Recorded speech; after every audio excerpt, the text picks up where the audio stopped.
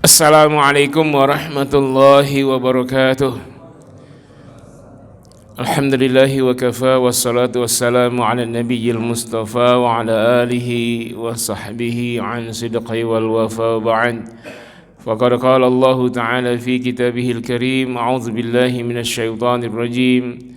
Bismillahirrahmanirrahim. Wa ma khalaqatul jinna wal insa illa liya'budun. Ma uridu minhum min rizqin wa ma uridu an yut'imun. Wa qala ta'ala wa ma khalaqatul jinna wal insa illa liya'budun. Ya ayuhan nasu u'budu rabbakumul ladzi khalaqakum wal ladzina min qablikum la'allakum tattaqun. Shadaqallahul azim. Allahumma arhamna bil Qur'an. Jemaah salat subuh yang saya muliakan, pengurus DKM yang saya hormati, alhamdulillah tiada henti bersyukur pada Allah atas segala karunia, nikmat, anugerah yang telah kita rasakan, yang telah diberikan Allah. Mudah-mudahan atas semua itu kita syukuri dan kita termasuk di antara hamba Allah yang pandai bersyukur. Min ibadihi syakur. Salawat dan salam semoga terlimpah dan tercurah buat junjungan tercinta Nabi Muhammad sallallahu alaihi wasallam, Rasul yang telah mengajarkan kita untuk menjaga kesucian hati, kesucian jiwa, kesucian perbuatan dan kesucian fisik ya secara sempurna, tidak hanya menjaga kesucian kebersihan fisik saja. Wabil khusus diri kita adalah bersih, tazkiyatun nafas, jiwa kita bersih dari segala macam kesyirikan dan perbuatan maksiat. Dalam hal ini maka tema kita hari ini tentang LGBT. Apa LGBT itu? Lanang gilo, bininya tigo. Bukan. Ini sedang marak. Saya tahu isi hati Bapak sekalian ingin bicara tentang pilkada, tapi sudah banyak pakarnya. Saya ingin kita membahas hal ini. Ada dua penyebab besar kenapa ini saya harus sampaikan dan harus dicari ayatnya. Ada yang pertama, waktu ada kajian berapa bulan lalu saya ditemuin Polsek Serpong bahwa sekarang yang menjadi penghuni penjara itu yang paling banyak anak SMP. Kasusnya adalah ada 4 kasus, ranking 4. Bukan orang tua sekarang penjara itu, anak SMP. Yang pertama kasus pedofilia, pedofilia, pemangsa anak itu. Antar mereka pedofil antar anak SMP itu. LGBT. Kasus yang kedua judi online, masuk penjara.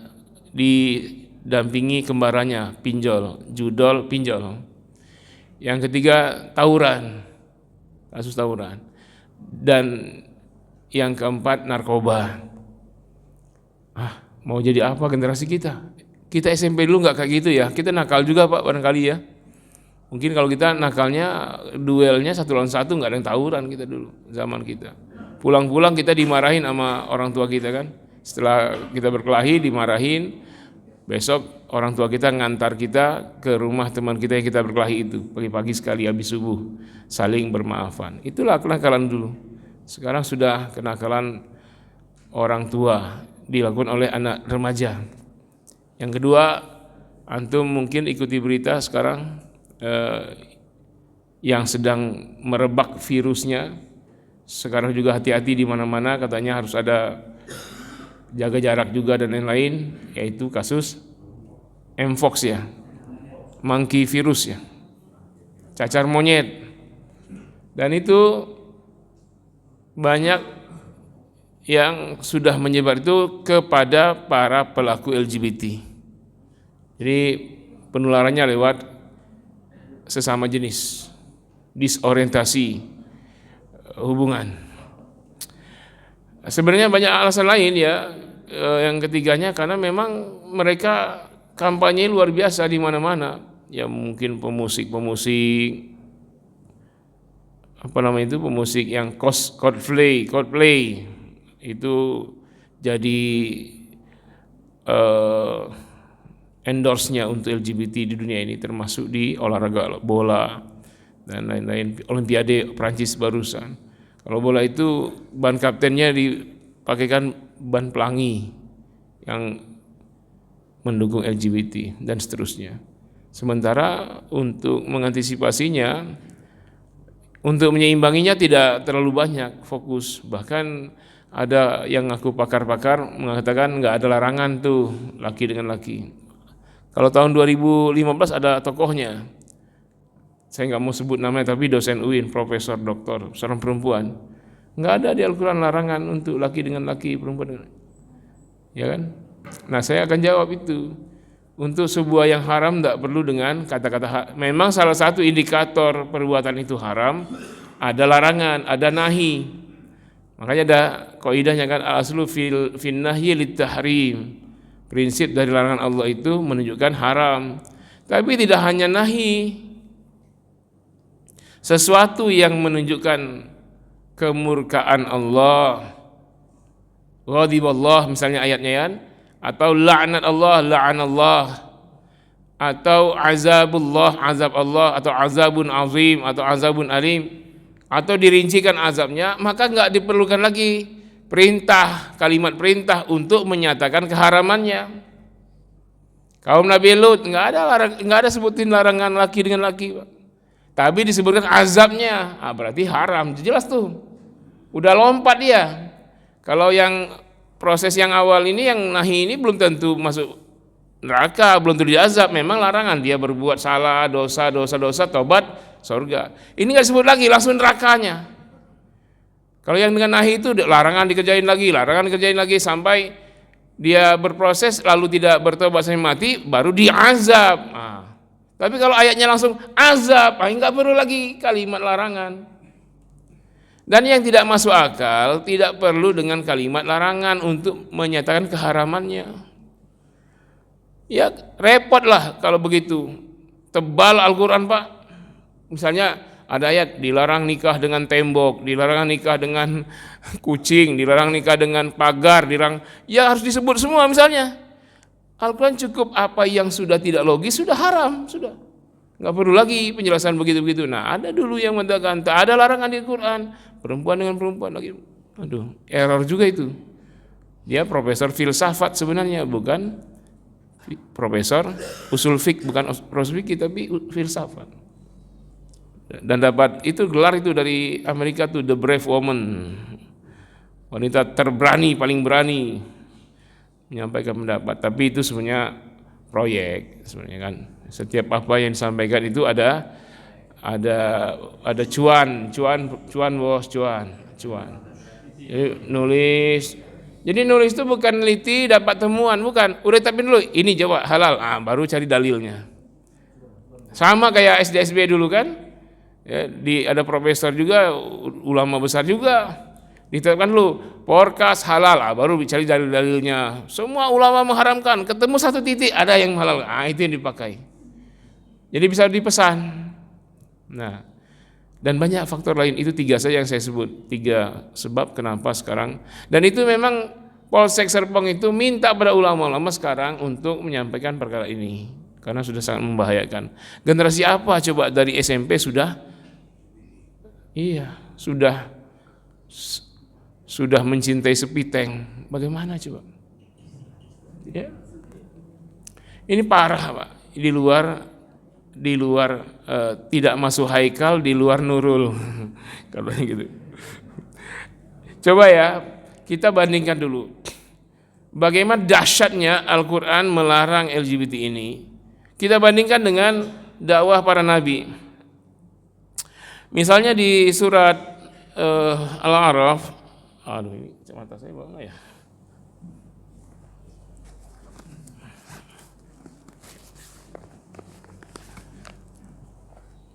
Sudah tua juga ini. Kirain matanya masih awas. Berapa tuh? 73 ya? 59. Itu dalam surat Al-A'raf 59 kita lihat dakwah Nabi Nuh, coba fokusnya kemana? A'udzubillahi minasyaitonir rajim. Laqad arsalna Nuhan ila qaumihi faqala ya qaumi ibudullah ma lakum min ilahin ghairuh inni akhafu 'alaikum adzab yaumin 'azim. Itu azab banyak misah. Sungguh kami telah mengutus Nuh kepada kaumnya. Apa stressing dakwahnya? Faqala ya qaumi ibudullah, wahai kaumku sembahlah Allah. Ma lakum min ilahin ghairuh, tak ada Tuhan selain Dia. Tauhid ya, menyembah Allah semata. Nabi Nuh. Lihat Nabi Hud. Nabi Nuh kaumnya disebut dengan kaum Nuh. Sama dengan nabinya karena belum ada nenek moyang lain kecuali Nabi Nuh aja dulu. Karena Nabi Adam setelah itu Nabi Nuh. Nah, Nabi Nuh itu nenek moyang kedua. Karena setelah itu habis manusia kecuali anak-anak Nabi Nuh. Kemudian Nabi Hud sama dakwahnya. Kalau di sini ya qaumi ibudullah ma lakum min ilahin ghairuh. Coba lihat kaum Ad ya, nabinya Hud. Wa ila Adin akhahum Huda, kepada kaum Ad diutus saudara mereka Nabi Hud. Qala ya qaumi ibudullaha ma lakum min ilahin ghairuh afala tattaqun. Sembahlah Allah, tidak Tuhan bagi kalian selain Dia. Sama enggak nih? Sama ya. Ya qaumi ibudullah ma lakum min ilahin ghairuh. Ya qaumi ibudullah ma lakum min ilahin ghairuh. Sama. Lalu lihat Nabi Soleh kaumnya kaum Samud. Tahu Samud Pak? Yang jalan di dinding berbaris banyak itu. Wa ila Samud akhahum salihah. Kepada kaum Samud diutuslah nabi mereka Nabi Soleh, saudara mereka Nabi Soleh. Qala ya qaumi udullah ma lakum min ilahin ghairuh. Sama ya. Kemudian Nabi Syuaib, ini Arab 73. Ini Nabi Syuaib Arab 85. Wa ila Madyana akhahum Syuaibah, kepada kaum Madian diutus saudara mereka Nabi Syuaib. Qala ya qaumi ibudullah ma lakum min ilahin ghairuh. Dakwahnya sama, tauhid semua. Coba kita bandingkan Nabi Lut. Beda. Wa Lutan id qala liqaumihi atatuna al-fahishata ma sabaqakum biha min ahadin minal alamin. Padahal di surah yang sama, Al-A'raf 80. Dan Lut ketika berdakwah kepada kaumnya, dia berseru atatuna al-fahishah, kenapa kalian mengerjakan fahisyah? Ma sabaqakum biha min ahadin minal alamin, tak ada satupun makhluk ya sebelum kalian yang melakukannya. Min ahadin, satupun, minal alamin, seluruh alam, dari semua alam. Alam malaikat, alam jin, alam binatang, alam manusia, tak ada satupun yang melakukannya sebelum kalian. Jadi kaum Nabi Lut ini adalah manusia pertama yang melakukan fahisyah. Fahisyah ini artinya jijik sejijik-jijiknya. Kalau makanan itu seperti dalam satu mangkok diisi dengan belatung-belatung sama lintah berlendir-lendir sama cacing, maaf dicampur kotoran kucing, lalu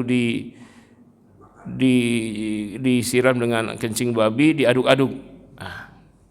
Itulah susah menggambarkan saking menjijikkannya. Diungkapkan dengan isim fa'il. Kalau isim fa'il lebih dahsyat daripada kalau yang lain disebut fahsya. Inna salata tanha 'anil fahsya. Fahsya itu masdar.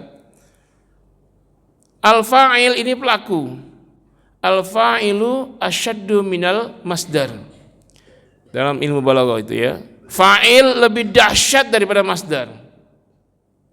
Dan fa'il ini pelaku. Sehingga di sini bisa kita dapat kesimpulan kecil bahwa kalau kita tidak menyukai LGBT, yang tidak kita suka itu kesemuanya, perbuatan LGBT-nya dan orangnya. Al-Quran sebut dengan fahisyah, bukan non-fahsyah. Kan ada ucapan begini, kita benci perbuatannya tapi jangan benci orangnya. Ini kacau ini Pak. Nggak akan ada perbuatan kalau tidak ada orang. Tiba-tiba ada perbuatan, nggak ada orang. Itu siluman, hantu. Nggak ada tapi ada perbuatannya, hantu itu. Lah ini ada pelakunya. Tidak mungkin ada fi'il kalau tidak ada fa'il. Sekalipun kadang-kadang fa'il nggak disebut. Kadang-kadang diganti dengan naibul fa'il. Jadi di situ, tapi membenci orangnya dengan menangkapnya, lalu memberi nasihat, kasih training di karantina. Nah, mungkin 4-6 bulan, lalu dilatih bela diri, disuruh latih renang, berkuda. Ya, betul-betul jadi laki-laki, Pak. Ini, tapi kadang-kadang mereka tuh betul-betul kayak laki-laki ya. Main di gym terus, jadi ototnya kelihatan, tapi jalannya melambai. Begitu banyak kalau kaum fahisyah ini. Jadi Al-Quran tidak menyebut dakwah Nabi Lut dengan fokus kepada tauhid. Apakah tidak ada orang yang syirik di zaman Nabi Lut? Syirik semua itu.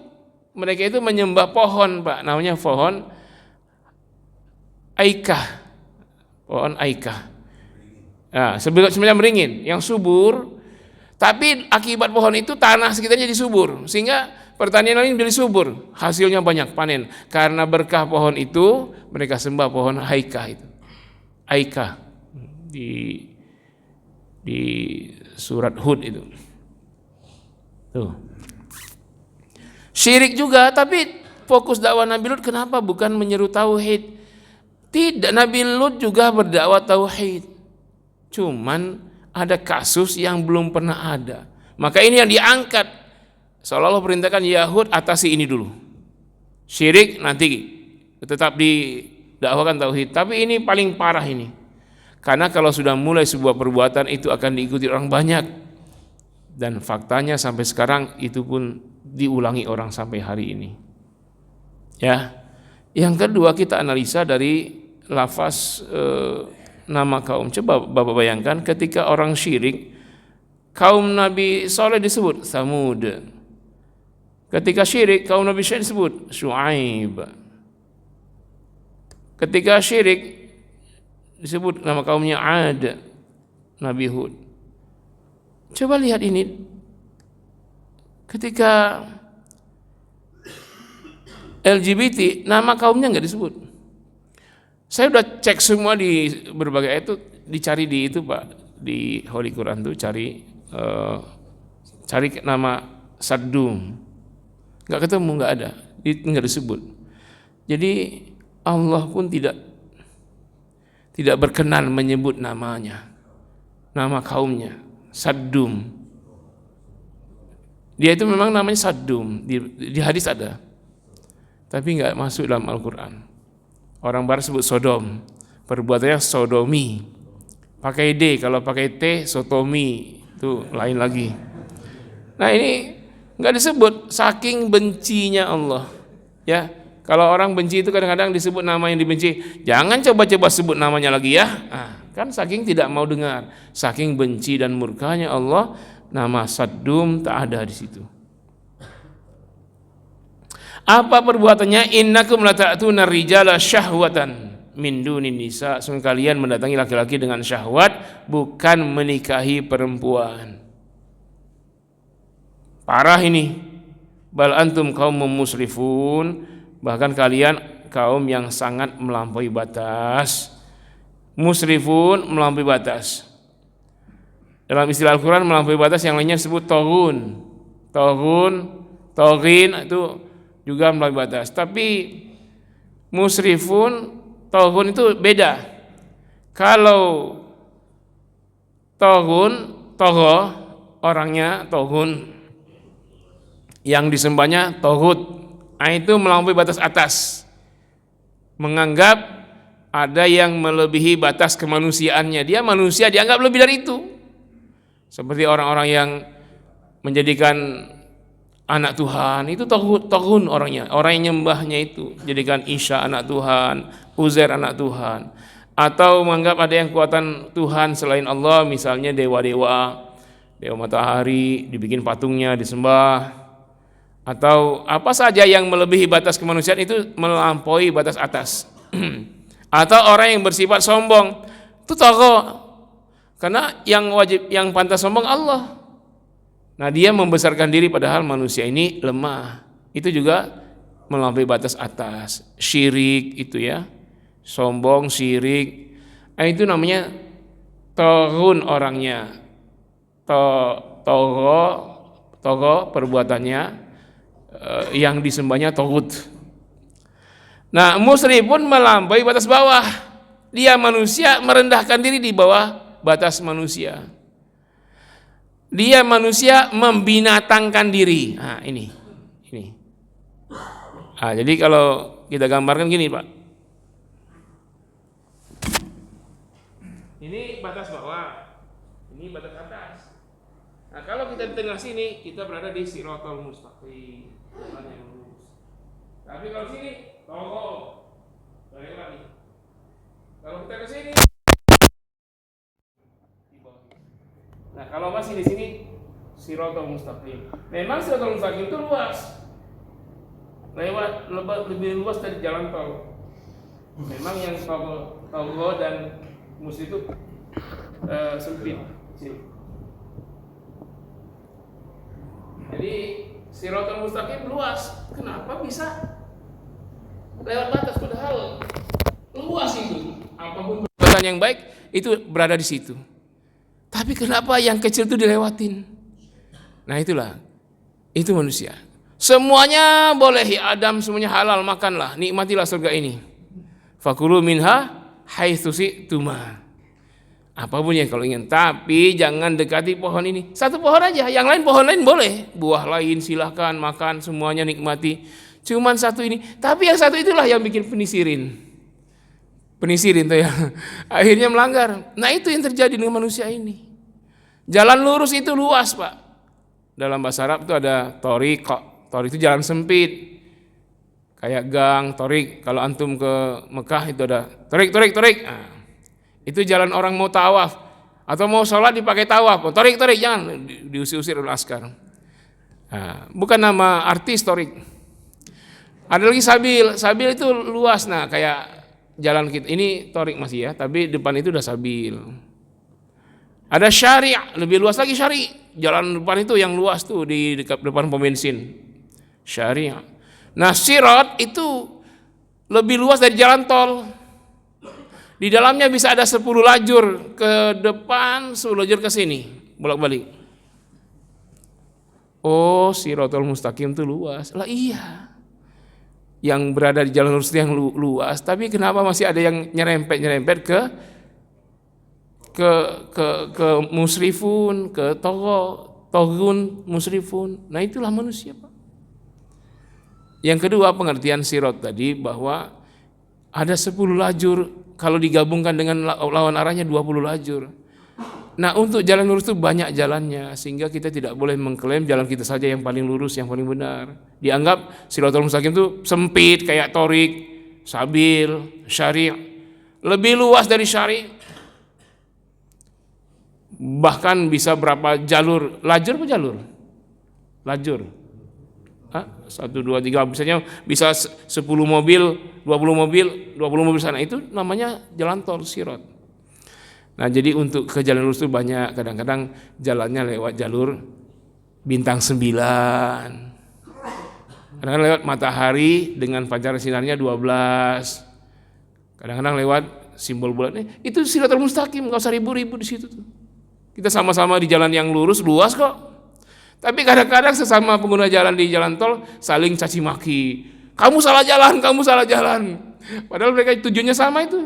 Lajurnya di tujuannya sama, tapi beda lajur doang. Nah, ribut di situ. Entahlah, nggak tahu yang suka ribut itu siapa. Kita bicara soal musrifun ya, jalan melampaui batas. Jadi musrifun itu binatang. Ulaika kal an'am bal hum adall. Mereka seperti binatang, bahkan lebih sesat lagi, lebih dahsyat kesesatannya dari binatang. Bayangkan binatang kalau ketemu ayam jantan dengan ayam jantan, kawin atau kelahi. Bapak lagi tidur malam-malam, kucing lagi kelahi, Pak. Gimana, Pak?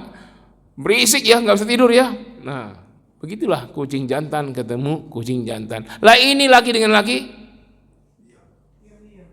kawin. Lebih dahsyat, lebih jelek daripada binatang. Musrifun. Jadi Allah nggak sebut nama kaumnya, Allah sebut gelarnya fahisyah, jijik sejijik-jijiknya. Musrifun membinatangkan diri.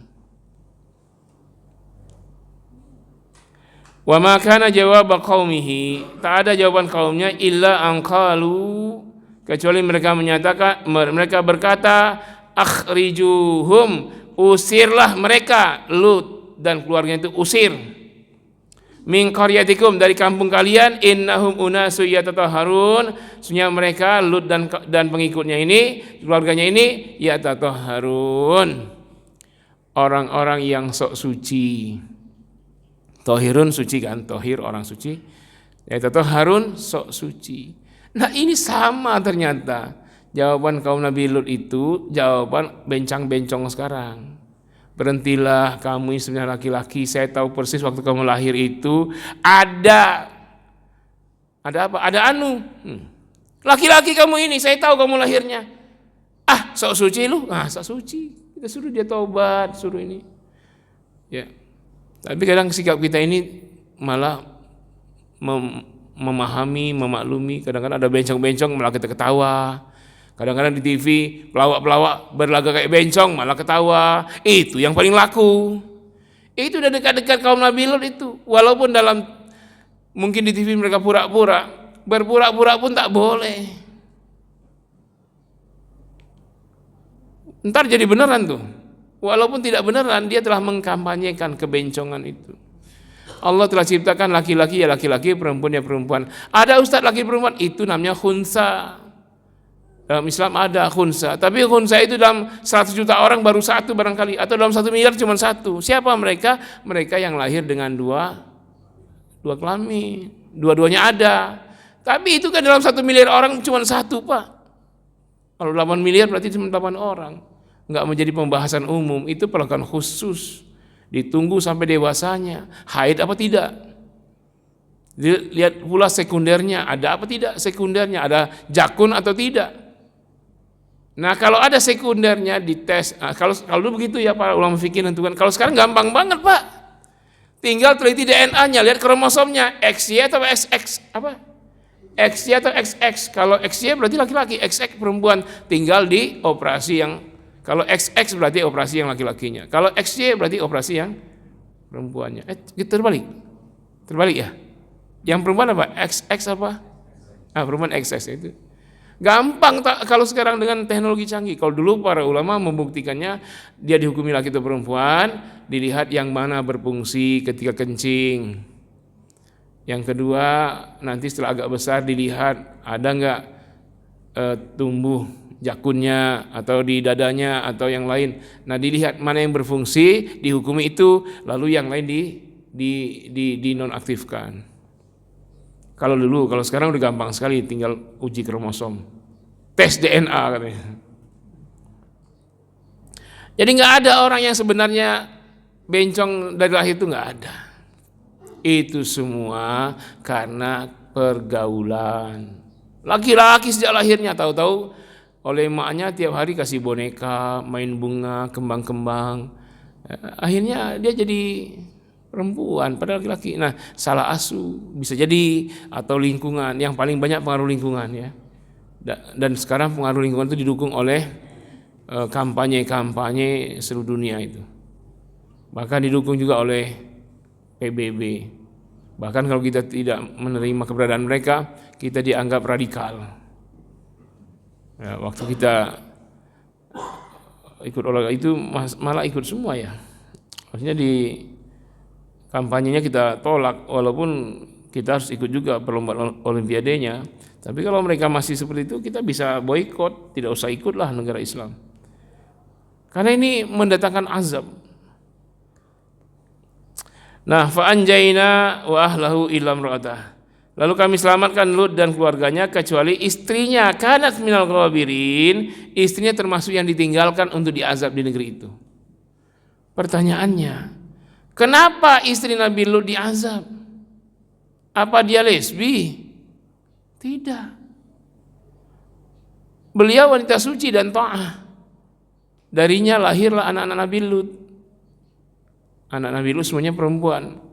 4 orang, cantiknya seperti bidadari. Berarti istri Nabi Lut cantik jelita dan Nabi Lut ganteng luar biasa. Wanita suci kok diazab? Ada sebabnya. Sebabnya itu di surat Hud ya.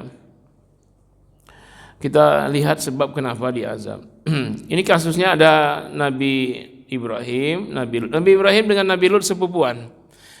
Wilayah dakwah Nabi Ibrahim Mekah dan Irak, sedangkan Nabi Lut Syam.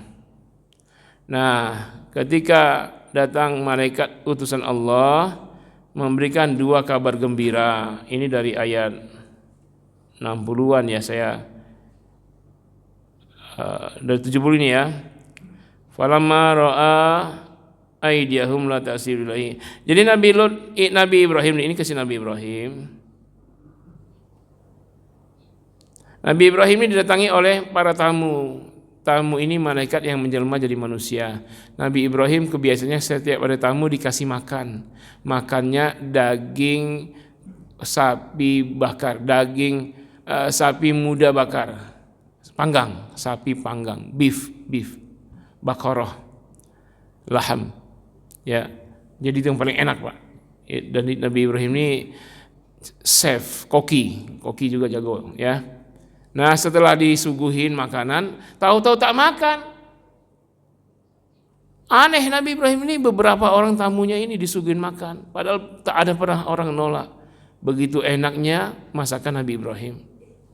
Ini kok enggak apa, falamma ra'a aydiyahum, Nabi Ibrahim melihat tangannya itu la tasilu ilahim, tidak sampai tangannya itu memakan suguhan Nabi Ibrahim.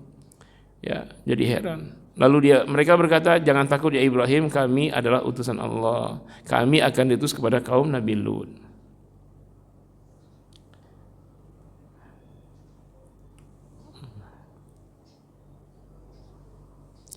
Nah, kemudian itu Nabi Ibrahim dengan istrinya ya. Istrinya melihat para tamu itu, fabasyarnaha bi Ishaq. Nah, jadi ada kabar gembira. Kabar gembiranya istri Nabi Ibrahim akan melahirkan anak namanya Ishaq. Berarti istri yang mana ini, Pak? Istri muda. Istri pertama tinggal di Mekah. Ini di Irak nih. Siti Sarah. Wa min wara'i Ishaq Yaqub. Nanti setelah Ishak ada Yaqub, terus ke bawah. Ini kajian Nabi Ibrahim ya, kita ke kajian Nabi Lut aja. Mana ini? Nabi Ibrahim ketakutan ya karena melihat tamunya ini. Oh, gini. Nah, ini masih Nabi Ibrahim. Ya, istri Nabi Ibrahim ini sudah tua. Dia tidak mungkin melahirkan anak karena sudah tua, enggak mungkin. Saya sudah ajuz, tua, dan suamiku sudah syaikha, sudah tua juga. Nah, ini suatu yang luar, ini aneh ajaib, ini nggak mungkin. Terus. Nah, kita lewat aja lah. Nah, falamma dzaba'an Ibrahim ar-rau'a, tatkala telah hilang rasa takut dari wajah Nabi Ibrahim, waja'athul busyra, setelah datang kabar gembira dengan kelahiran Ishak. Lalu apa yang terjadi? Yujadiluna fi qaumi Lut, Nabi Ibrahim mendebat kami tentang kaum Nabi Lut. Jadi Nabi Ibrahim debat dengan para malaikat. Jangan diazab, belum saatnya, kasih tenggat waktu. Kenapa begitu? Inna Ibrahim la halimun awwahum munibun. Karena sifat Nabi Ibrahim itu sangat penyantun, awahun, ya, suka bertobat, munibun, ya, sama bertobat, pengiba dan sangat belas kasih dan sangat suka bertobat. Nabi Ibrahim itu lembut, sangat penuh kasih sayang dan hobinya bertobat. Ini Nabi Ibrahim. Jadi mendengar akan diazabnya kaum Nabi Lut, Nabi Ibrahim berdebat dengan para malaikat.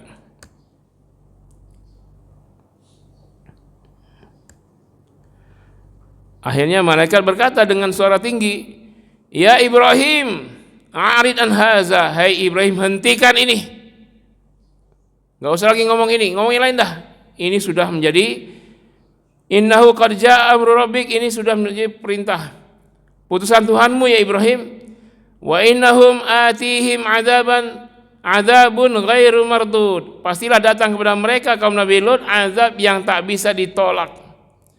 Azab yang tidak bisa dicegah oleh doa seorang nabi sekalipun. Azab ini pasti datang, doa Nabi Ibrahim ini Abul Anbiya, para nabi, bapaknya para nabi.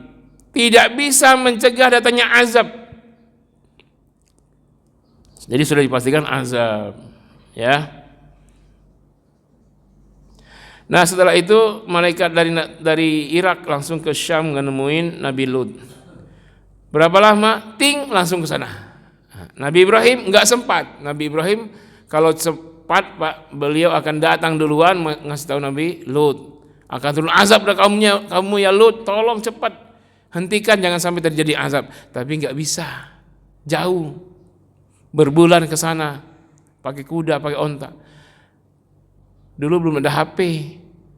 Kalau ada HP langsung di WA oleh Nabi Ibrahim, langsung di WA atau di voice note atau di video call. Hei Lut, ini ada malaikat, dia akan ngasih kabar akan datang azab. Nggak sempat, kalah cepat. Malaikat sudah duluan sampai ke sana. Walamma ja'at rusuluna Luton, sampailah utusan kami kepada Nabi Lut. Si abihim, langsung raut muka Nabi Lut menjadi muram. Ya, gimana sih orang nggak enak? Kedatangan tamu nggak enak. Wa dhaqa bihim zar'a, menjadi sempit dadanya. Wa qala hadza yaumun asib, ini hari yang sangat sulit. Kenapa Pak? Nabi Lut kedatangan tamu, langsung muka wajahnya masam, langsung dadanya sempit, berkata, ini hari sial. Kenapa? Karena yang datang siapa? Laki-laki. Dia adalah mereka adalah malaikat yang menjelma. Banyak tuh. Ada yang mengatakan 5, ada yang mengatakan 7 orang. Ibu-ibu, kalau malaikat menjelma jadi manusia, ganteng tidak? Ganteng nggak Pak? Enggak lah, tapi ganteng. Ini yang membuat resah Nabi Lut. Kenapa? Ini pasti kalau tahu dimangsa oleh kaumnya ini. Ganteng-ganteng. Ya, jadi langsung sempit dada, masa muka, dan ini hari sial katanya. Tapi bukan sial mengenai kita. Nah, kemudian tahulah ya, kaumnya ada tamu Nabi Lut. Nah, di sini perkara istri yang solehah tadi. Jadi istrinya nggak tahu awalnya, tapi si tamu langsung ditaruh di belakang di dapur, bukan di ruang tamu. Tapi ada bisik-bisik, bangun istrinya lihat, wah banyak tamu laki-laki ganteng-ganteng. Nah, oleh Nabi Lut jangan keluar, jaga rahasia. Ya, saya jaga rahasia, tidak mungkin saya sebut sama tetangga. Dan jangan keluar. Ini istri lupa apa ini keluar ngomong dengan tetangga, Mbak Yu, di rumah saya ada tamu laki-laki ganteng.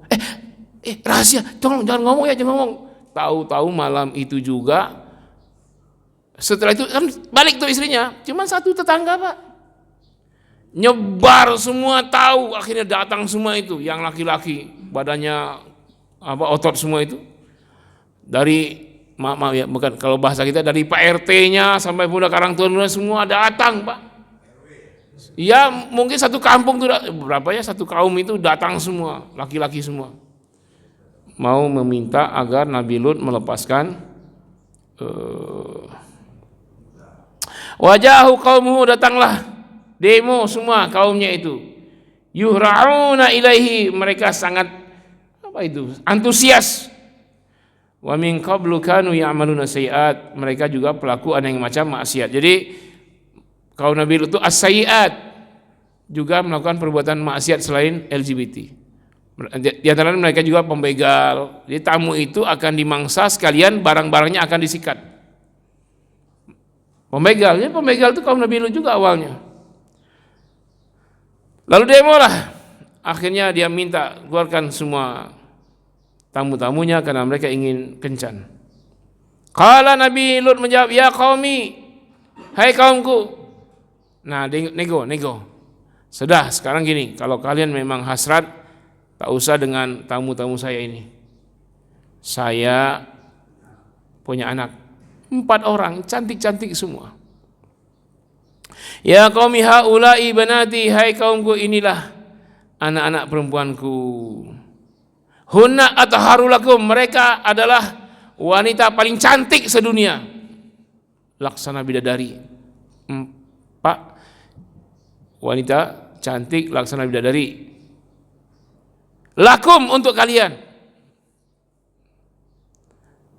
Kalah semua, Miss Universe kalah itu, cantik luar biasa. Luar dalam cantik, athhar hanya suci, luar dalam cantik. Kalau ajmal cantik rupa, belum tentu hati. Tapi athhar inner beauty, ya semuanya cantik. Melihat di depannya bidadari-bidadari, apa kata Nabi Lut? Ya silahkan kalian bertaubat, masuk Islam, nikahilah putriku ini dengan syarat berhentilah dari homo ini. Fattaqullaha, takutlah kepada Allah, wala tukhzuni fi dhaifi, jangan sentuh tamu-tamuku. Ternyata mereka menunjukkan ketidaksukaan, melihat perempuan cantik malah mau muntah. Error ini orang-orang ini. Ya, saya nggak mau tawarin ke bapak-bapak, pasti aja tuh yes kalau mau. Alaisa minkum rajulun rasyid, masih ada enggak di antara kalian ini orang normal? Masih ada rajulun rasyid, lelaki normal masih ada enggak? Normal, laki suka perempuan, ada enggak? Kalau ada, taubatlah, saya nikahkan dengan putri saya. Lihat nih, cantik-cantik. Tahu-tahu apa kata mereka? Ngelihat wanita cantik, apa jawab mereka? Qalu laqad alimta ma lana fi banatik. Mereka menjawab, sungguh engkau telah tahu ya apa yang ada di dalam hati kami terhadap anak-anak perempuanmu. Min haqqi, sebenarnya engkau sudah tahu. Wa innaka la ta'lamu ma nurid, engkau tahu apa yang kami inginkan, bukan anakmu, tamumu itu. Nah, itu kata mereka. Error nih orang-orang nih. Iya. Qala, Nabi Lut menjawab, "Lau anna li bikum quwwah." Aduhai, seandainya saya lebih kuat, saya matiin kalian semua nih. Cuman sendirian Nabi Lut. Kenapa? Bencong-bencong itu ototnya kuat-kuat, Pak. Ya, wah coba aja antum berani ganggu mereka itu, habis. Kalau mereka sudah dendam itu, Pak, dicincang-cincangnya. Iya kan? Kadang-kadang lebih dari satu. Kalau mereka lagi ininya tuh, yang sadis lah. Au awi ila ruknin syadid, atau saya mencari pertolongan kelompok kuat. Kalau ada ormas kuat nih, saya minta bantuan nih. Ya, kalau ada FPI waktu itu, ya langsung Nabi Lut, "Beb, lebih ya Rasulullah, help me, nah, tolong saya. Ini udah nih bencong-bencong. Ya, tolong bantu saya." Kata Habib, "Ayo semuanya sikat." Malah dihabisin tuh. Sayangnya waktu itu belum ada FPI. Dia udah minta kalau ada kelompok kuat saya minta tolong untuk minta bantuan. Sudah akhirnya Nabi Lut ya habis nego sudah, mereka sudah tak tahan lagi, syahwatnya memuncak. Akhirnya Nabi Lut ketemu dengan utusan Allah itu. Nah ini qalu, mereka menjawab, utusan Allah menjawab, "Ya Lut, wahai Lut, inna rusul rabbi, kami sebenarnya bukan manusia, kami utusan dari Tuhanmu. La yasilu ilaik, mereka tak akan menyentuhmu, tidak akan menyakitimu. Fa asri bi ahlika bi qat'in minal lail." Pergilah sekarang, asri ini jalan malam ya. Pergilah malam ini juga, bawa semua keluargamu bi qat'in minal lail, tentu di malam ini juga, jangan buang-buang waktu. Wala yaltafit minkum ahada, jangan ada yang lihat ke belakang satupun. Jadi keluar dari dapur, larilah, tak usah lihat lagi ke belakang. Lari secepat-cepatnya. Tak usah yaltafit minkum, jangan lihat noleh-noleh. Lari lurus saja, pokoknya jalan lurus saja, enggak usah belok-belok, enggak usah noleh-noleh, enggak usah apalagi lihat ke belakang, jangan. Illa mra'atak, kecuali istrimu. Istrinya masih di depan, masih, karena istrinya ini itu tadi Pak, tidak menolak orangnya, menolak perbuatannya. Itu ditinggalkan oleh Nabi Lut sama anak-anaknya semua berangkat semua. Nabi Lut ya lari sekencang-kencangnya, istrinya masih ngomong-ngomong dulu. Karena memang kesempatan istrinya ngomong dengan tamu-tamu itu memberi waktu untuk lari. Ya kan? Kalau nggak ada istrinya mungkin langsung aja tamunya ngebrek sampai ke dalam kan. Innahu musibuha ma asobahum, sunya istrimu itulah ya penyebab musibah azab sama dengan mereka. Istrimu dan kaummu sama-sama. Istrimu dan mereka sama-sama akan kena musibah. Inna mau'iduhum subuh. Ini malam ya.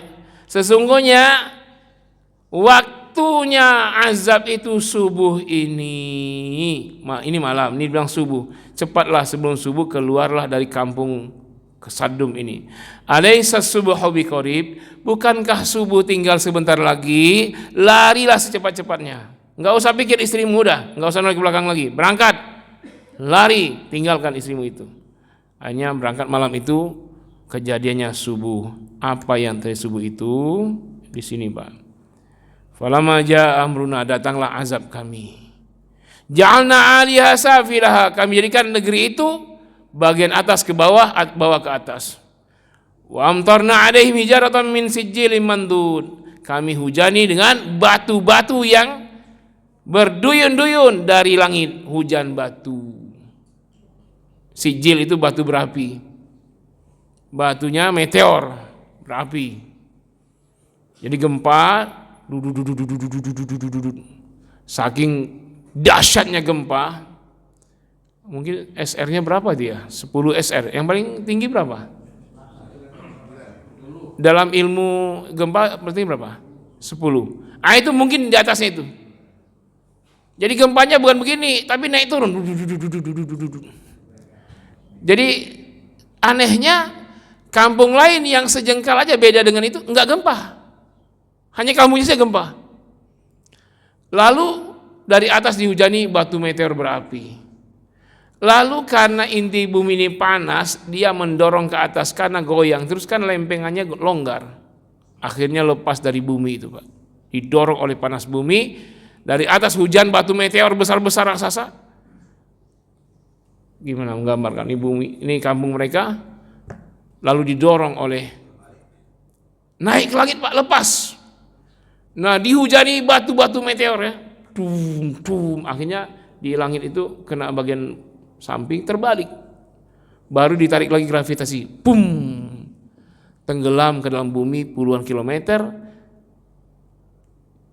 dirinya dan kotanya itu habis sudah.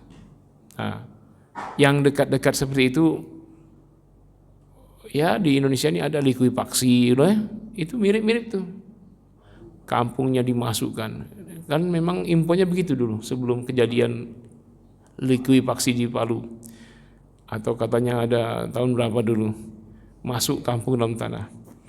Nah, inilah dahsyatnya azab.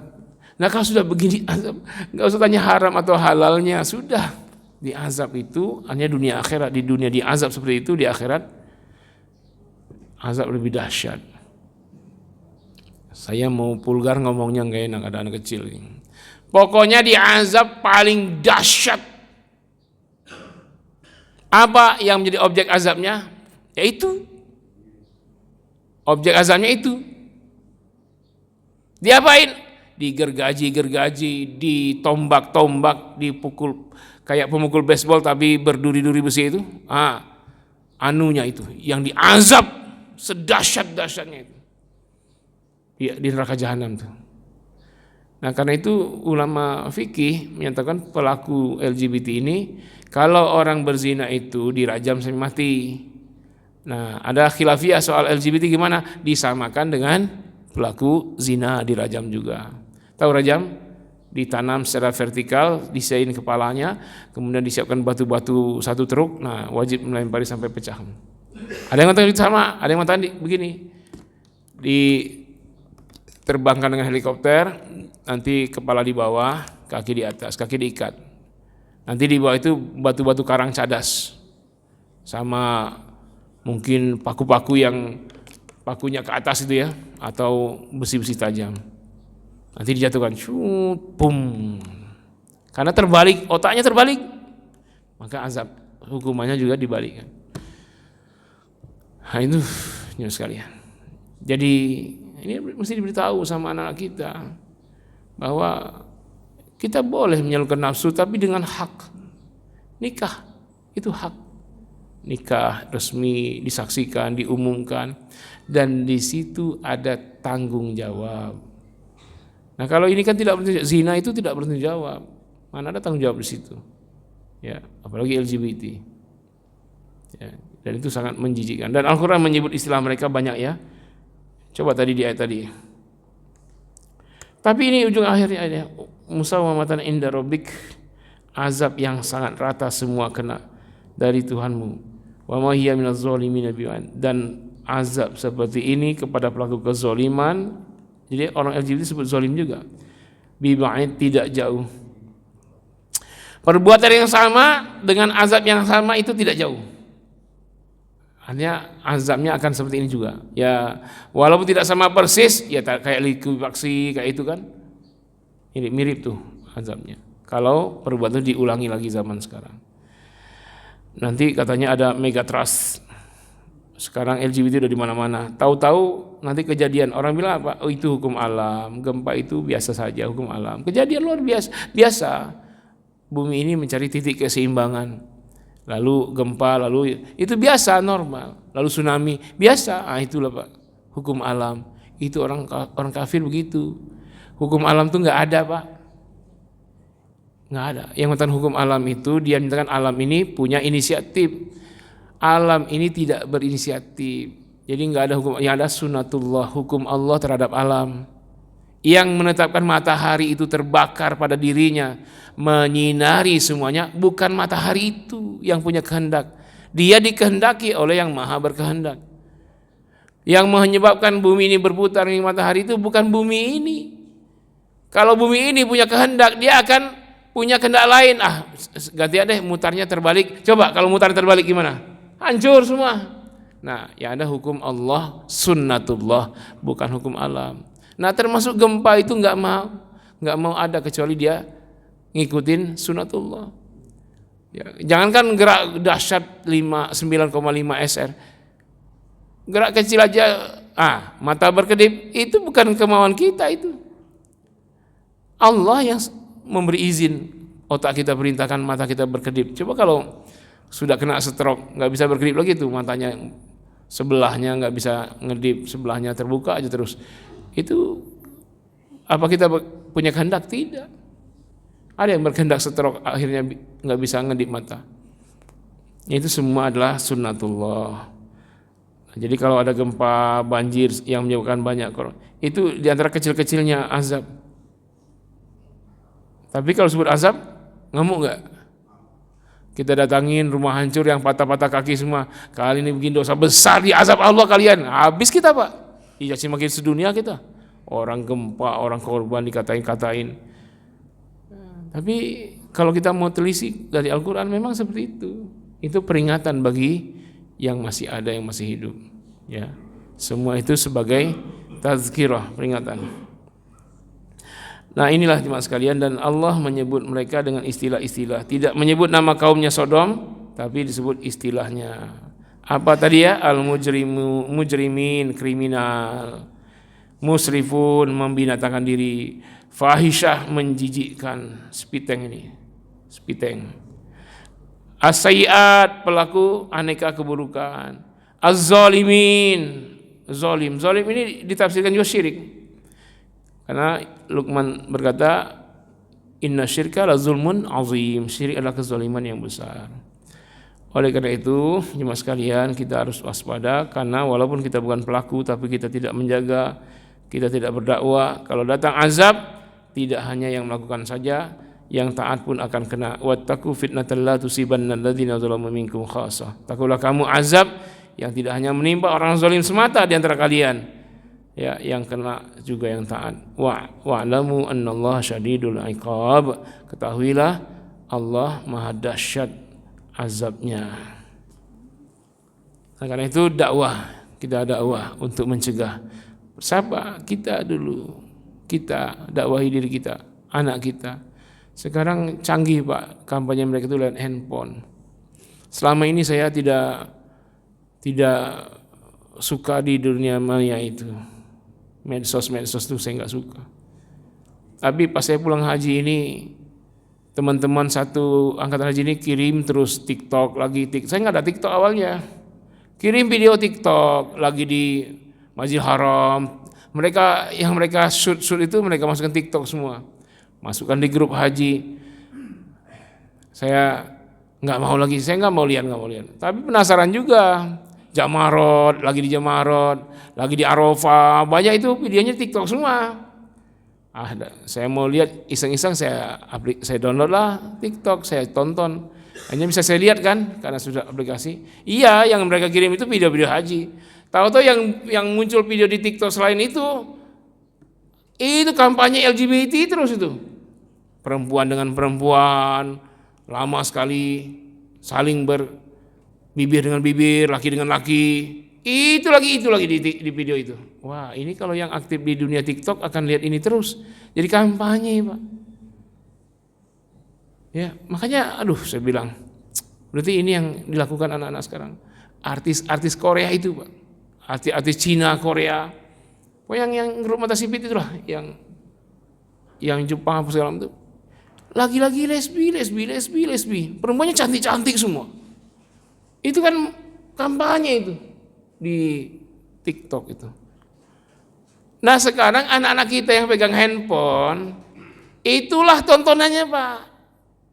Kalau yang kita selama ini dengar, kalau TikTok yang joget-joget gini ya, itu aja udah lebay banget. Lebih dari itu, kampanye itu terus. Laki-laki, perempuan, bibir ketemu bibir, lama-lama. Dan yang menariknya, bikin kampanye ini bisa sukses, pelakunya cantik-cantik, ganteng-ganteng. Nah itu.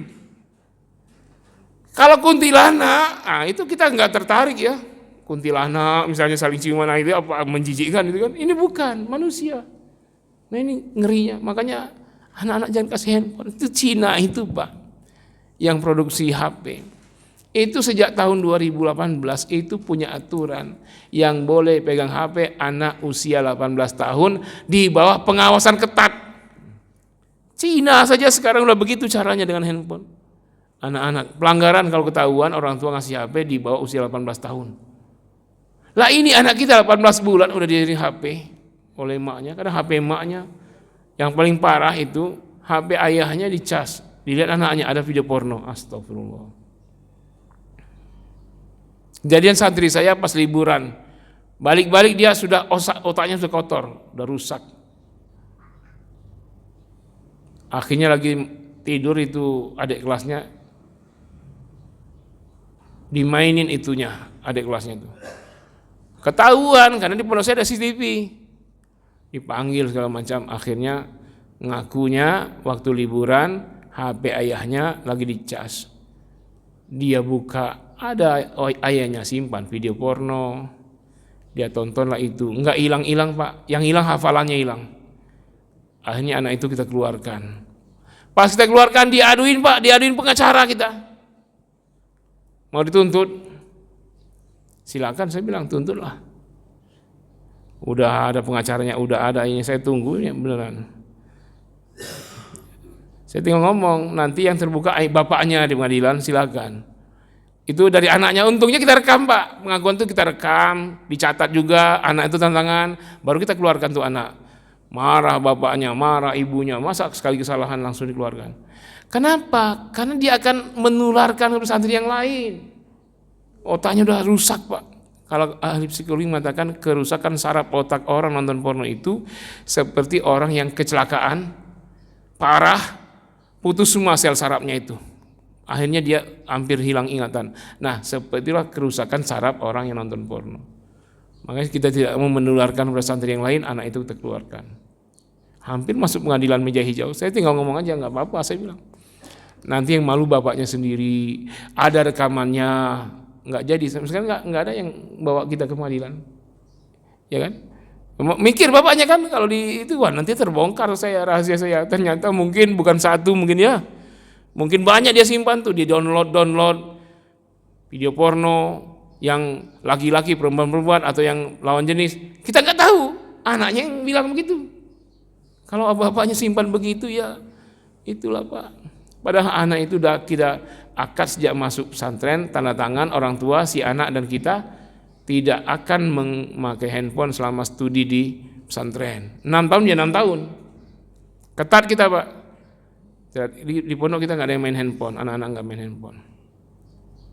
Orang gurunya saja main ini Pak, di HP-nya kita simpan. Nanti untuk WA segala macam di-linkkan di laptop mereka. Jadi mereka buka laptop. Setiap buka laptop kita bisa lihat di HP apa yang dibuka. Untuk guru-gurunya aja. Tapi guru yang standby di pondok, guru di luar nggak bisa kita atur. Guru yang dari luar yang sekali ngajar pulang itu mereka pegang HP sendiri. Tapi yang di standby 24 jam di pondok itu handphonenya kita pegang, kita simpan. Mereka pakai HP, mereka mau bikin tugas kuliah, mereka mau komunikasi, ini bisa semua nih. Lebih canggih dari HP nih handphone. Tapi kalau dia mau macam-macam nggak bisa, coba mau pasti kalau malam-malam cahaya kelihatan kalau buka handphone. Nggak bisa dibawa ke WC. Kalau handphone bisa dibawa ke WC kan? Nah, kita ketat sekali dalam hal ini. Makanya kemarin penerima santri baru itu yang masuk ada 48 santri, tapi yang mau tanda tangan tidak pakai handphone cuma 41. 7 orang mundur, akhirnya cari pesantren lain. Ya silakan cari pesantren yang ngebolehin HP.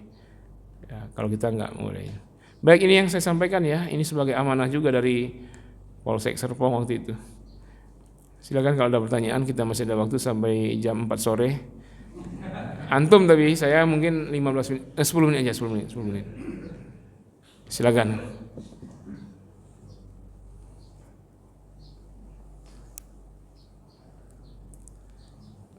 Nah, sekarang nggak jelas ini, tapi antum jelas. Tadi yang ini jelas, antum nggak jelas.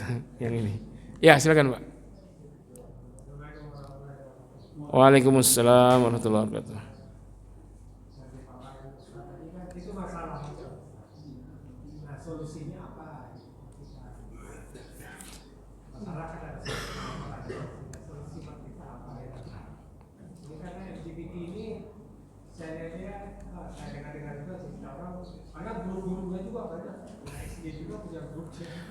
Ya, kenapa bisa bergrup? Karena pegang HP.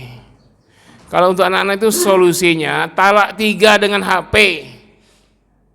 Untuk apa? HP itu kan fungsi 1, bisnis. 2, dakwah. Apa lagi? Hiburan. Jangan itu. Kalau untuk anak-anak, hiburan tuh kasih dia bola, main di lapangan, main futsal. Itu hiburan.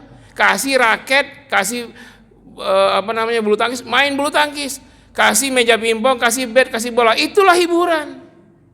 Atau yang bela diri, taekwondo, itu jangan HP. Oh, dia hobi bola, kepengen nonton bola di handphone, kasih bola beneran. Bukan kita ini salah ngomong ya. Bahwa hobinya saya hobi bola. Mana setua ini hobi nonton bola dikatain hobi bola. Jadi fungsi HP itu untuk bisnis dan dakwah. Nah, anak sekecil itu memang dakwah, memang bisnis, enggak kan? Jadi untuk apa HP mereka? Untuk hiburan. Nah, kalau hiburan jangan handphone. Hiburan Bapak beliin dia seragam futsal. Itu. Nah, caranya gimana? Orang tuanya dulu kasih contoh, jangan terlalu lengket dengan HP. Saya mau tanya antum semua coba. Dalam 24 jam sehari semalam, berapa jam bersama HP, pegang HP, berapa jam bersama Quran sehari semalam? Lebih lama dengan HP atau dengan Quran? HP. Nah, bagaimana kita mau didik anak kita? Ayo. Bahkan di depan anak kita, dia ngomong, dia tanya, kita nggak peduli. Asik aja WA, asik aja. Mereka nggak dapat pelayanan maksimal dari kita. Akhirnya dia cari orang lain tempat dia curhat. Emaknya lebih doyan dengan HP, nggak bisa curhat dengan emaknya, nggak bisa curhat dengan bapaknya. Akhirnya curhat dengan temannya hobi LGBT. Jadi sudah. Nah, jadi talak 3 anak-anak dengan HP, sebagaimana Cina sekarang. Makanya Cina itu maju sekarang Pak, pesat majunya itu, ngalahin Amerika hampir semua bidang itu. Karena dia sudah talak 3 dengan handphone sejak 2018. Anak-anak tak boleh dikasih HP kecuali usia 18 tahun saat kuliah. Itu dalam pengawasan. Padahal mereka pabrik handphone tuh, Huawei itu ya. Ya itu. Ya pokoknya itulah. Kalau saya nggak HP Cina, saya Korea, Samsung. Yo. Jadi itu Pak, itu intinya apa saja coba yang kena judol, pinjol, apa lagi coba? kripto, Bitcoin, itu judi semua itu dari handphone semua. Belum aplikasi TikTok, YouTube, Facebook segala macam. Facebook pergaulan Ustadz, iya pergaulan apa yang ketemu di Facebook? Kadang-kadang mereka kirim video porno, kita nggak lihat, lama-lama penisirin. Coba lihat.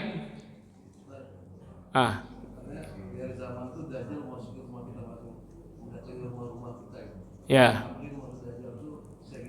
Iya HP itu Pak.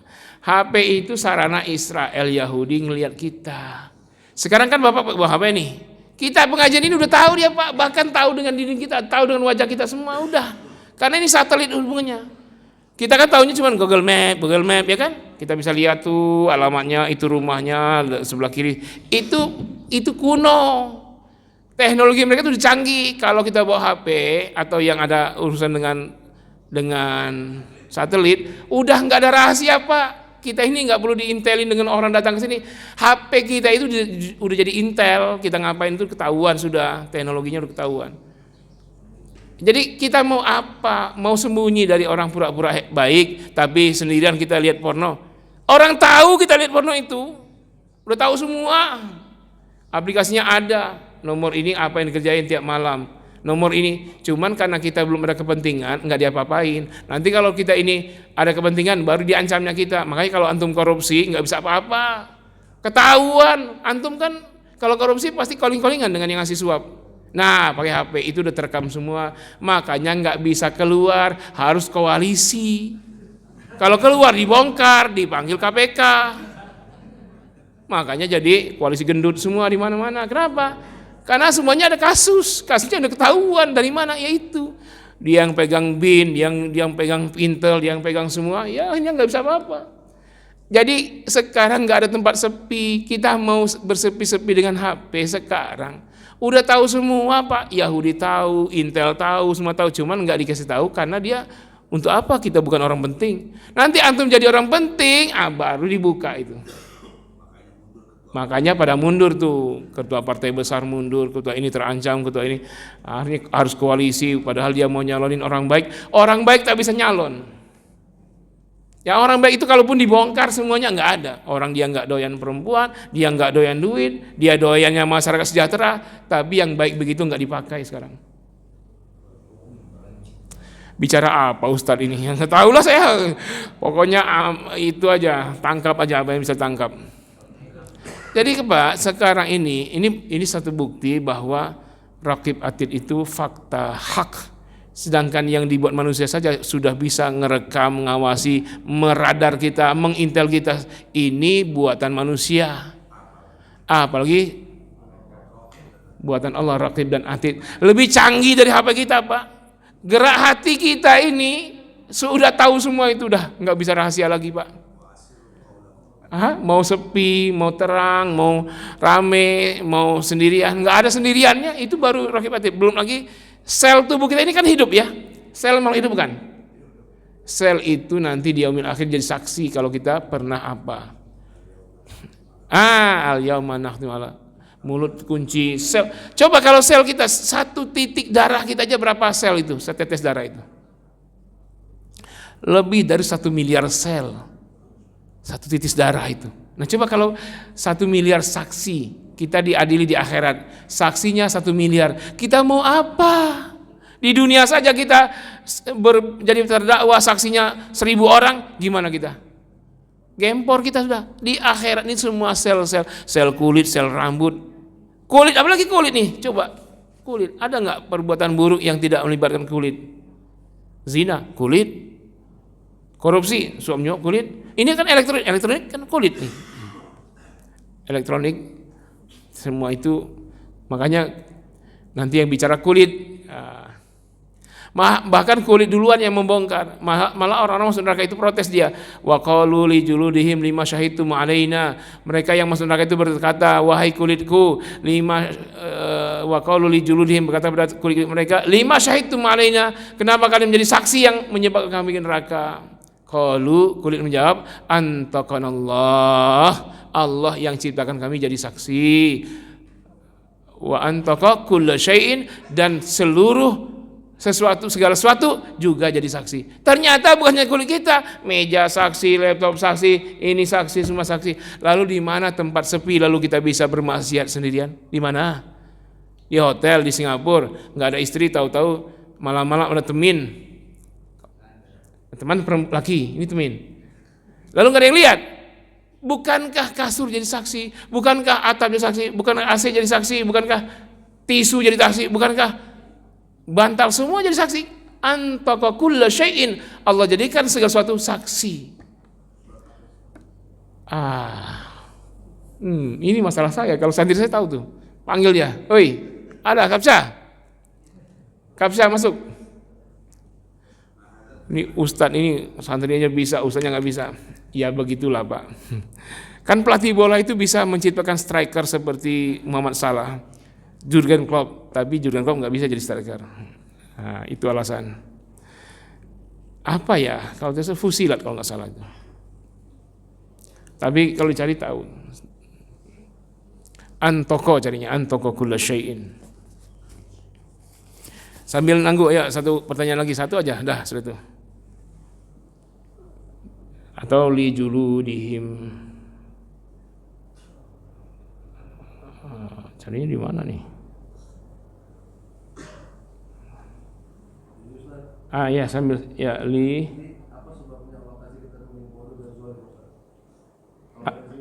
Kenapa Allah? Kenapa? Kenapa Allah kasih kita pemimpin zalim? Enggak lah, kita yang milihnya.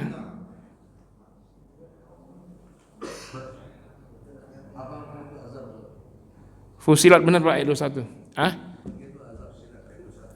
Begini Pak, jangan salahkan Allah. Ada dua yang kita tidak bisa apa-apa dan kita bisa apa-apa. Padahal yang kita tidak bisa apa-apa itu memang takdir Allah, kita nggak bisa apa-apa. Mati misalnya, nggak bisa apa-apa kita. Itu prerogatif Allah, nggak ada hisab, nggak ada tanggung jawab, nggak ada dosa tentang mati. Tapi cara mati ada hisab, makanya ada su'ul khotimah, ada husnul khotimah. Nah soal pemimpin yang baik buruk itu kita, bukan Allah. Kok salahin Allah? Kenapa Allah takdirin kita? Kita yang milihnya, bukan Allah. Pertama, kita ingkari syariat Allah. Ada cara Allah untuk milih pemimpin. Kita pilih cara lain, cara kafir. Demokrasi cara Allah. Demokrasi cara Allah. Demokrasi ini cara orang Yahudi untuk menguasai dunia. Katanya demokrasi kan bebas, ya nggak? Berpendapat bebas. Tapi demokrasi itu otoriter. Kenapa? Dia paksakan demokrasi itu di setiap negara. Bukankah otoriter? Katanya prinsip demokrasi itu bebas. Tapi dia paksa seluruh dunia pakai demokrasi. Itu kan otoriter. Dari awal saya sudah otoriter demokrasi itu. Kalau nggak demokrasi diperangin. Afghanistan, Irak. Setelah dia paksakan dengan militer, dia bunuh 1,5 juta orang di Irak, di Afghanistan, dia suruh pakai demokrasi. Kan itu tidak demokrasi. Dia telah menentang demokrasi sendiri. Demokrasi itu sebenarnya untuk merusak semua tatanan dunia. Tapi masih aja, coba bayangkan mereka yang gagal dengan demokrasi, dikhianati, disakiti, setelah disakiti, lalu mestinya kalau betul demokrasi itu dia suara terbanyak harus terpilih, dicurangin, disakitin, dikhianatin, di PHP-in. Lalu kalau kita bilang kepada mereka, Pak, Bapak begini karena demokrasi, marah nggak dia? Marah, kan aneh. Padahal dia itu korban demokrasi. Pengikutnya kita bilangin misalnya kan, mereka marah Pak. Demokrasi jangan pernah disinggung, disentuh-sentuh ya. Tapi kalau yang buruk-buruk silakan, karena demokrasi ini tidak buruk. Tidak buruk dari mana? Jelas buruknya satu, suara seorang ulama hebat sekaliber, katakan Yusuf Al-Qaradawi, dengan seorang preman, pelaku maksiat yang masuk penjara membunuh 100 orang, sama nggak suaranya? Sistem apa ini? Untuk mewujudkan seorang ulama besar sekali Ber Yusuf Al-Qaradawi dalam 100 juta orang belum tentu dapat satu. Disamakan suaranya dengan kriminal di penjara seumur hidup. Sistem apa? Setengah gila pun dikasih hak nyoblos. Bagaimana orang gila? Rumah sakit jiwa, orang penjara. Di penjara ada tempat nyoblos nggak? Ada. Sama nggak pelaku pembunuh di penjara dengan orang terbaik di dunia ini? Sama. Kalau paus dianggap orang baik, paus Franciscus itu ya, nyoblos sama nggak dengan kriminal? Kalau Imam Sudais nyoblos sama nggak dengan kriminal? Sistem apa ini? Ini demokrasi. Coba bayangkan. Bukan soal milih tidak milih Pak, perkaranya itu. Kita salahkan Allah setelah kita meninggalkan sistem Allah. Kita dihianati demokrasi, kita dihianatin oleh sistem ini, lalu kita bilang, ya Allah berat sekali ujian yang engkau timpakan. Ya, kok Allah sih? Lalu nanti dia pemimpin terbaik, sudah korban semua, pendukungnya udah jual mobil, beli kaos, beli stiker, pasang-pasang di mana-mana, spanduk-spanduk. Habis Pak, jual mobil, jual rumah, pemimpinnya dikhianati, sakit hatinya. Dia bilang, ya Allah berat sekali ujianmu ini. Ujianmu? Ya Allah berat sekali takdirmu ini. Lah, kan dia tahu sebelum proses pemilu kan tahu. Waktu pemilihan presiden. Udah tahu, ini akan curang, ya kan? Tapi ikut juga. Udah tahu akan curang. Curang itu maksiat. Ikut juga dalam proses maksiat. Mikir Pak. Sekarang saya tanya, nanti pilkada ini curang tidak? Tapi ikut nggak ntar? Mikir. Saya tidak nyuruh. Ntar saya dipanggil pula, Ustadz ini nyuruh golput. Saya sudah mulai golput Pak. Ini jenggot saya udah putih dikit-dikit nih. Bapak udah golput tuh. Ya sininya. Jadi ada sistem Allah, tapi dimusuhin. Mana sistem Allah? Sistem yang diwariskan Rasul. Siapa? Khalifah Abu Bakar, Khalifah Umar, Khalifah Utsman, Khalifah Ali. Coba ada yang bilang, pemimpin harus seberani Umar bin Khattab. Dia mau contoh Umar bin Khattabnya, tapi nggak mau pakai khilafahnya. Kan aneh bin ajaib. Nyebut khilafah aja sudah tidak boleh sekarang. Padahal tiap habis tarawih, al khalifatul ula Abi Bakrin Siddiq radhiyallahu an. Nanti setelah salam kedua, al khalifatul tsaniyah Umar ibn Khattab radhiyallahu anhu, disebut terus tiap salam tarawih.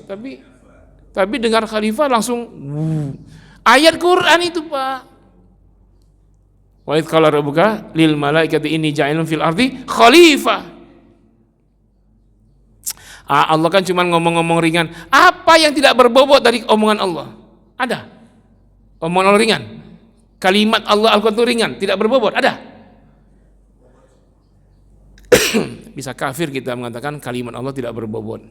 Ya, Al-Quran itu berbobot demi bukan hanya satu juz, bukan hanya satu ayat, bukan hanya satu titik saja berbobot. Anda ganti itu titik langsung berubah maknanya. Titik bawah Anda taruh di atas, waduh, parah. Atau Anda hilangkan satu titiknya, iya jadi ba, masalah itu. Ya, jadi titik saja berarti dalam Al-Quran. Tidak ada yang tidak berarti. Nah, anehnya ketika mereka gagal dengan sistem lain, mereka salahkan Allah. Apa sistem? Pondasinya 10 tahun Nabi hijrah di Madinah, tapi Islam dan dunia stabil 1300 tahun. Pondasinya 10 tahun, makmurnya dunia, tak ada perang dunia, tak ada pembantaian, tidak ada genosida. Ketika Islam menguasai 2/3 dunia, nggak ada genosida Pak.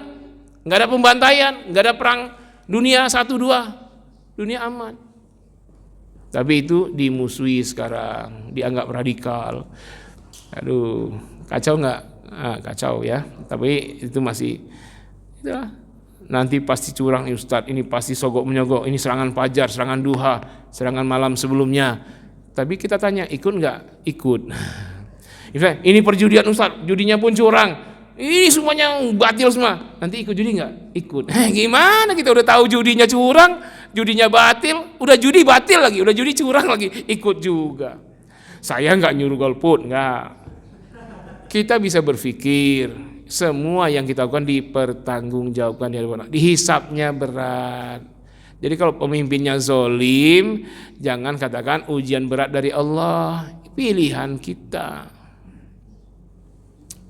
Dah, cukuplah, nanti saya dimasalahkan pula lagi. Mohon maaf, terima kasih. Wassalamualaikum warahmatullahi wabarakatuh.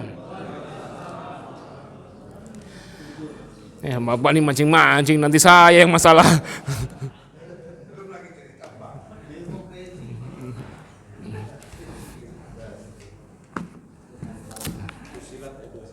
Iya, tadi Fusilat 21.